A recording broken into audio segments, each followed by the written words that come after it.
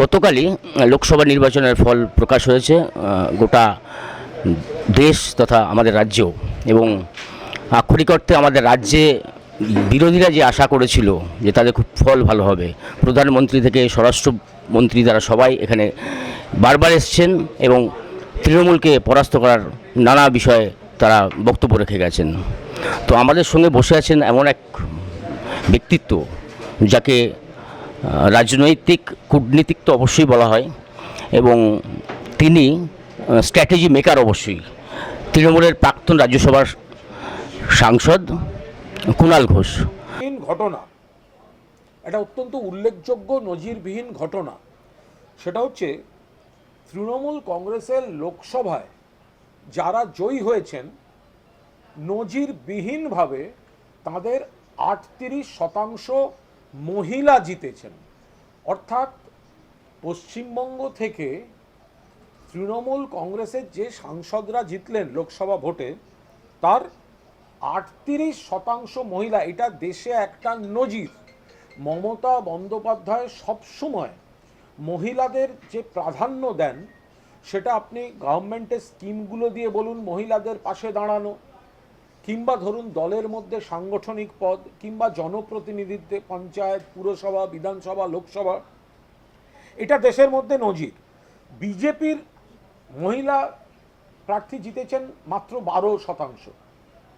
অন্যান্য দলের তো ছেড়ে দিন, কিন্তু 38%। ডক্টর কাকলি ঘোষ দস্তিদার, শতাব্দী রায়, প্রতিমা মণ্ডল, মালা রায়, সাজদা আহমেদ, মহুয়া মৈত্র, মিতালি বাগ, সায়নী ঘোষ, রচনা ব্যানার্জি, জুন মালিয়া এবং ডক্টর শর্মিলা সরকার, এই যে এতজন, 11 জন জিতেছেন। 11 জন সাংসদ, 38% হচ্ছেন আমাদের পুরোদস্তুর, তারা মহিলা সাংসদ। ফলে মা বোনেদের সম্মান দিতে মমতা বন্দ্যোপাধ্যায় এবং তৃণমূল কংগ্রেস সারা ভারতবর্ষের মধ্যে সবথেকে বেশি সর্বস্তরের মহিলাদের পাশে যে দলটি থাকে সেই দলটার নাম তৃণমূল কংগ্রেস, নেত্রীর নাম মমতা বন্দ্যোপাধ্যায়, সেনাপতির নাম অভিষেক বন্দ্যোপাধ্যায়।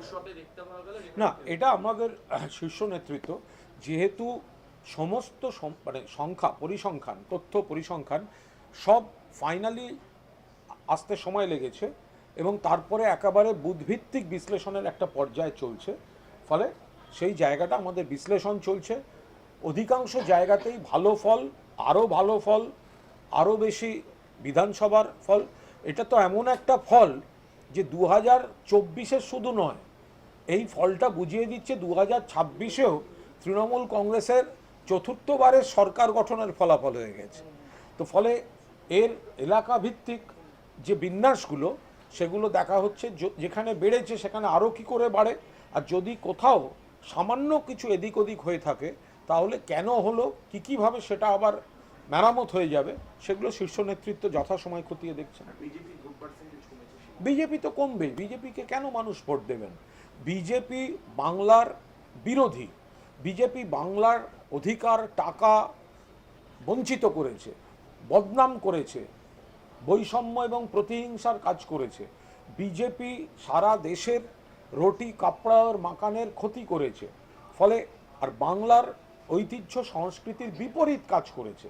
সেই কারণে বিজেপি গোষ্ঠীদ্বন্দ্বের দীর্ণ, গ্রহণযোগ্য নেতৃত্ব নেই, সংগঠন নেই, কমিটি নেই, লোকবল নেই, নীতি নেই, কর্মসূচি নেই, বাংলার প্রতি কর্তব্য পালন করেনি কেন্দ্রীয় সরকার, শুধু নেতিবাচকভাবে ব্যক্তি আক্রমণ করেছে, তৃণমূলের নেতা নেত্রীদের কুৎসিত শব্দ ব্যবহার করেছে, টার্গেট করে করে এজেন্সি পলিটিক্স করেছে, যে কারণে বিজেপির প্রতি মানুষের আস্থা কমেছে।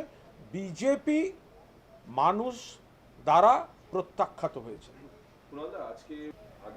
দেখুন, আমি এটা এই রাম মন্দির বিতর্কে নতুন করে এই মুহূর্তে আমরা কেউই ঢুকতে চাইব না, কিন্তু এই সময় শ্রদ্ধেয় সম্মানীয় শঙ্করাচার্যরা রাম মন্দির উদ্বোধনের সময়ই বলেছিলেন যে শঙ্করাচার্যদের বাদ দিয়ে কেন রাজনীতিবিদ রাম মন্দির উদ্বোধন করবেন। রাম মন্দির মানে সেখানে একটা যদি মানতে হয় তাহলে ধর্মীয় আচারই মানতে হবে।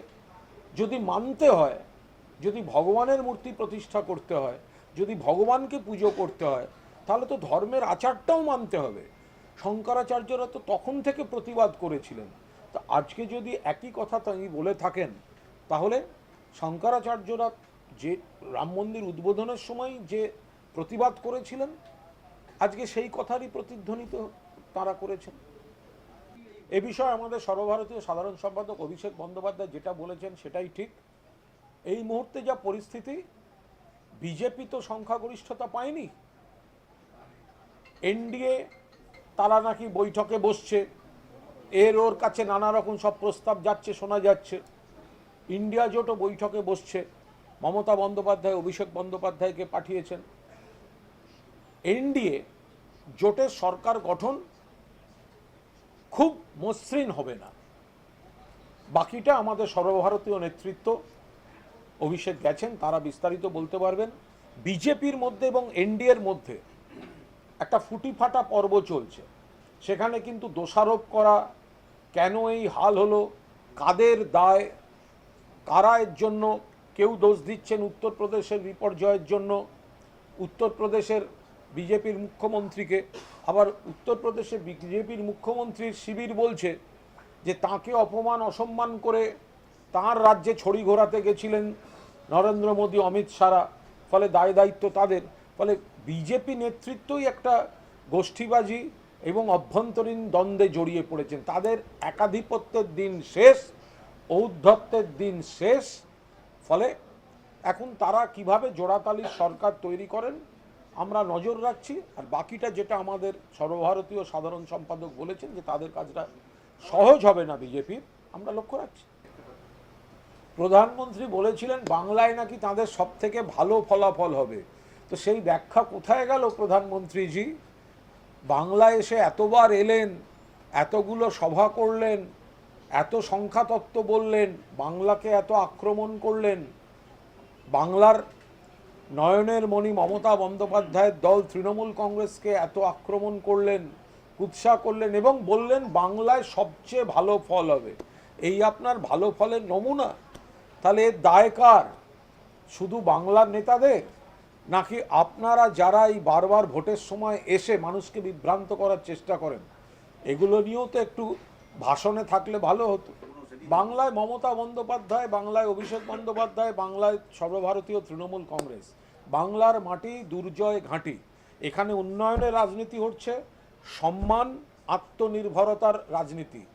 আর বিজেপি বাংলাকে অপমান করে, প্রতিহিংসা নিয়ে, বঞ্চিত করে বাংলার ঐতিহ্য সংস্কৃতিকে অপমান করার নীতি নিয়েছে।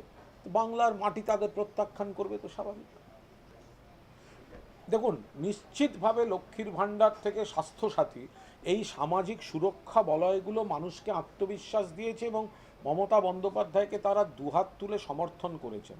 পাশাপাশি মমতা বন্দ্যোপাধ্যায়ের ধর্মনিরপেক্ষ নীতি, বাংলার আত্মনির্ভরতা, বাংলার মানুষকে ভালো রাখা, কেন্দ্রের বঞ্চনা, কেন্দ্রের তরফ থেকে বাংলার ঐতিহ্য সংস্কৃতিকে বারবার আক্রমণ, এমনকি মাছ খাওয়া নিয়েও প্রশ্ন তোলা।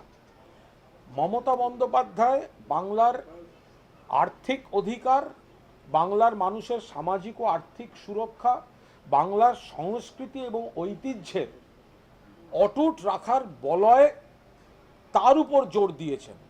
সেই কারণেই বাংলায় তৃণমূল কংগ্রেসকে মানুষ বুক দিয়ে আগলে রেখেছেন এবং বিজেপিকে প্রত্যাখ্যান করে দিয়েছে। আরে দিলীপ ঘোষ বলছেন দলের মধ্যে কাঠিবাজি হচ্ছে, তো এই কাঠিবাজি, গোষ্ঠীবাজি, এগুলো তো ওনাদের মধ্যে থেকে হচ্ছে। আদি বিজেপি বনাম তৎকাল বিজেপি, নব্য বিজেপি, তাদের মধ্যে গন্ডগোল হচ্ছে। আদি বিজেপিরা বলেছে নতুনরা ডুবিয়েছে। বিজেপির গ্রুপগুলো দেখুন না, ভেতরে বিজেপির গ্রুপগুলো দেখুন। আদি বিজেপিরা বলছে অমুক জায়গায় নব্যরা ঢুকে করেছে, আবার নব্যরা বলছে আদিরা অন্তর্ঘাত করেছে। তো সেইগুলো ভোটের এতখানি নিজেরা গন্ডগোল করে দিচ্ছে নিজেদের মধ্যে, ভোটের ফলাফলের পরেও সেইগুলো নিজেদের মধ্যে গন্ডগোল হচ্ছে আর তৃণমূলের